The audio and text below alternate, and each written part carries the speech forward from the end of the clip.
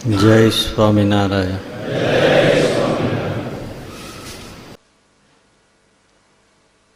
સૌથી મોટી વાત,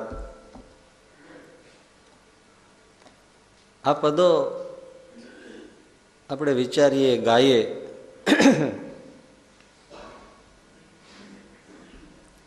નવા નવા ભાવ હંમેશા નિષ્પન્ન થાય.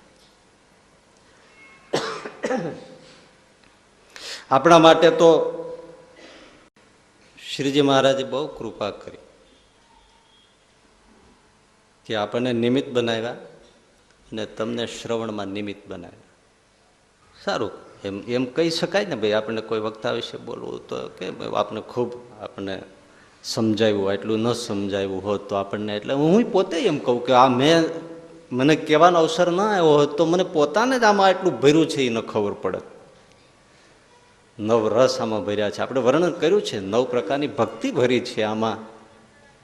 અને આજે અહીંયા સાંભળતા સાંભળતા જે મને વિચાર ત્યારે નહોતો આવ્યો, પણ અત્યારે મને એ વિચાર આવ્યો કે ભાઈ આપણે હંમેશા સાધના કરીને કરવાનું શું છે?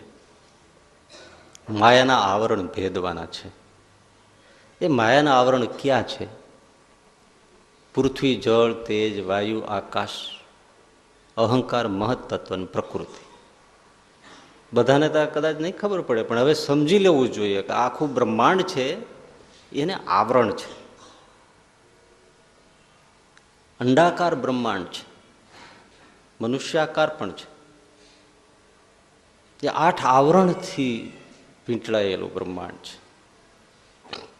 સૌથી પહેલું આવરણ ઉપરથી ગણો તો પ્રકૃતિ છે, અને નીચેથી ગણો તો પૃથ્વી છે.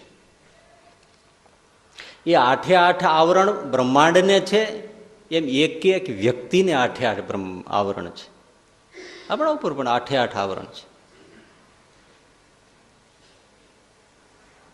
તો પૃથ્વી એટલે ગંધનું આવરણ. જ્યાં સુધી આપણને સારી સુગંધો આકર્ષે ત્યાં સુધી હજી આપણે ગંધનું આવરણ તૂટ્યું નથી. આ જ્યારે આપણે આ ગંધના આવરણ તૂટવાની વાત કરીએ ત્યારે લોકોને મનમાં એ આવે, શું? સારા અત્તર, ખુશ્બુ, પુષ્પો, એની આપણને સુગંધમાં જ્યાં સુધી લલચાય ત્યાં સુધી આપણે હજી ગંધનું આવરણ તૂટ્યું નથી એમ કહેવાય.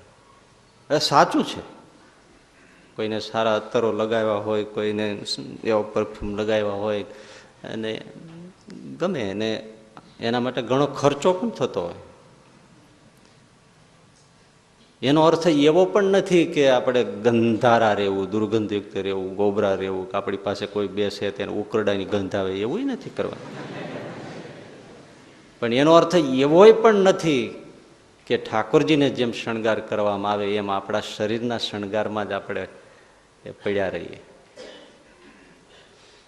પણ એમાં હું થોડું કંઈક ઉમેરું છું કે ક્યાંય સારી રસોઈ બનતી હોય ને એની સુગંધ આવે ને, અને આપણે જો ચિત્ત લલચાતું હોય ને મનમાં પેલું થતું હોય ને મોંમાં પાણી આવતું હોય તો હજી ગંધનું આવરણ તૂટ્યું નથી. પેલા તો બધા શું છે કે પરફ્યુમ છૂટી જાય, હોય તો લગાડે, ન હોય શું લગાડે. પણ આ જે ભોજનની સુગંધ છે એ આવરણ ભેદવું. ગમે તેવી સુગંધ આવે, ગમે તેવું થાય, પણ જેને કંઈ નથી, ભાઈ ભૂખ લાગે તો ભોજન કરે છે, ન લાગે તો પછી કંઈ નથી, એવું થાય ત્યારે ગંધનું આવરણ ગયું. પછી જળ એટલે રસનું. ઘણી એવી ભોજન વસ્તુઓ છે કે એની કાંઈ સુગંધ એટલી બધી ન ફેલાતી હોય, પણ મુખમાં મૂકો તો રસ તો આવે ને, એ રસાસ્વાદ છે. એ પૃથ્વી, પછી જળ, તેજ, એ રૂપ છે, એ રૂપનું આવરણ. વાયુ એ સ્પર્શનું આવરણ, સારું સારું સ્પર્શ કરવા. સારું સારું એટલે પછી બધું આવે, એમાં દરેક વિષયો આવે. એ સ્પર્શ જ્યાં જ્યાં જ્યાં જ્યાં ગમતો હોય વ્યક્તિને,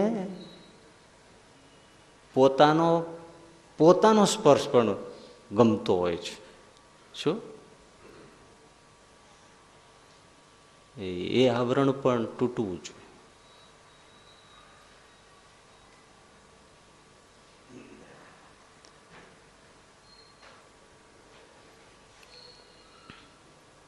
અને પછી છે એ શબ્દ આકાશ. એ શબ્દમાં તો ઘણું છે, ગ્રામ્ય વાતો છે, ઇતર સંગીતો છે, ફિલ્મી જગતનો છે, વિષયની વાતો છે, સંસારની વાતો છે. એમાં ચિત્ત ખેંચાયા જ કરે. ઘણાને ભગવત કથા વાર્તામાં જરાય ગમે નહીં ને એ બધી વાતો કાઢો તો ગામડે ગામડે જ્યાં જ્યાં બેઠા હોય એવા હોય છે, એને ગપ્પા મારવામાં આખી રાત નીકળી જાય તો કોઈ વાંધો નથી, પણ તમે ભગવાનની બે વાત કરો તો તરત બગાસા ખાય.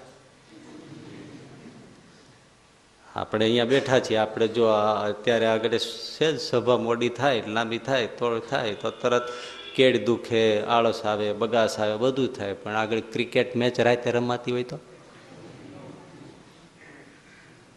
તો કોઈ નથી થતું કઈ. એ જ આવરણ છે બધા. એટલો ટાઈમ આપણને મંદિરમાં નથી બેસાતું, એટલો ટાઈમ આપણને કથામાં ભજનમાં નથી બેસાતું, અને જેમાં કાંઈ મળવાનું નથી, જે લોકો ફિક્સિંગ કરીને બેઠા છે.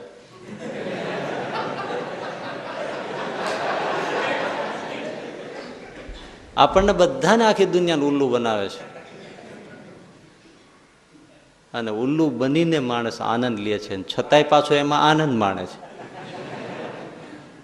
એટલે છતાંય પણ એમાં દુનિયાને રસ છે ને.